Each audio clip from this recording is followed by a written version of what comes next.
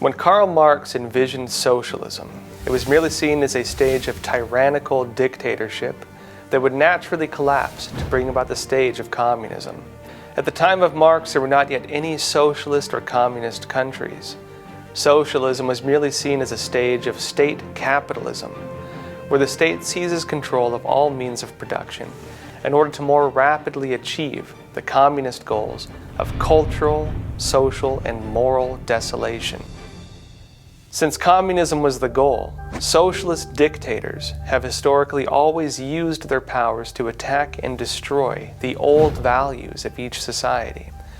Under Lenin, Mao, and Pol Pot, one of the first steps was a man-made famine that wiped out large portions of the population, leading to a survival of the fittest concept, where many people survived through cannibalism or corruption or under intense fear.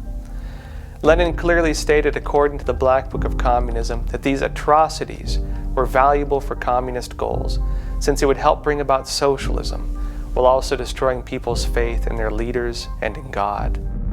Unfortunately, when many people think of socialism today, they only know its surface talking points, the vague and often lofty-sounding arguments that it will create equality, and its social movements branded as a fight against so-called slavery and oppression.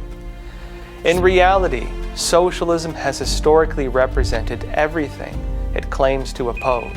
Socialism is the ideology of slavery, of oppression, of genocide, of mass inequality, and of virulent hatred. The system of communism is based on struggle, and socialist tyrants use hatred as their tool to create this in society. Under Vladimir Lenin, people were told to hate the wealthy landlords, who he called kulaks.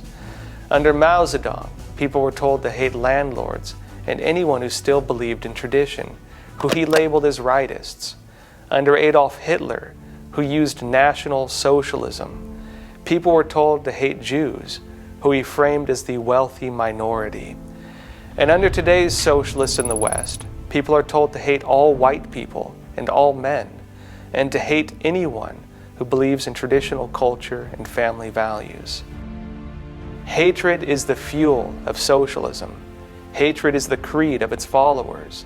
They are made to embody what they believe they oppose. This ties directly to Marx's theory of social evolution, that society would move from capitalism to socialism, then to communism. Marxists also frame this according to the Hegelian dialectic theory that conflict leads forward.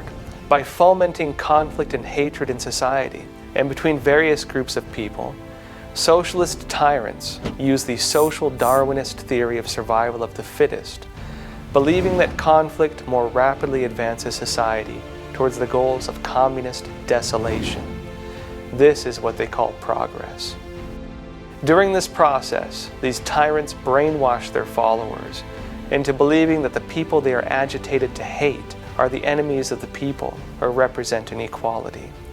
This strategy allows a small cadre of corrupt leaders to incite mobs and acts of violence, and to use these campaigns of violence and suppression to seize power over a society.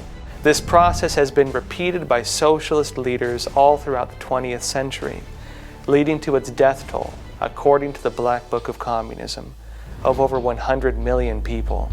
Socialist dictators use and sometimes even create the ills and hardships of society, then use these ills and hardships as tools onto which they latch social policies. These policies are then used to drive society along the progress towards communism. And the social ills they've latched these policies onto are used as the defensive tools which allow them to attack anyone who question the policies. Under socialism, equality is a lie. That is, unless you consider equality the flattening of society into equal misery, under the heel of a massive state bureaucracy led by a corrupt political class. Socialists accuse people of doing what they do, and that deflects criticism from their own actions. They manufacture hardships and use the label of oppression as a tool to attack varying segments of society. Over the last 100 years, Socialism and its tyrants who sought to create communist systems created famine, genocide, totalitarianism, mass corruption, moral collapse, and social collapse in almost every instance. The lofty promises and high-sounding statements made by socialist tyrants are merely tools for stringing people along with their true motives. In practice, socialism accomplishes the opposite of what its purveyors preach.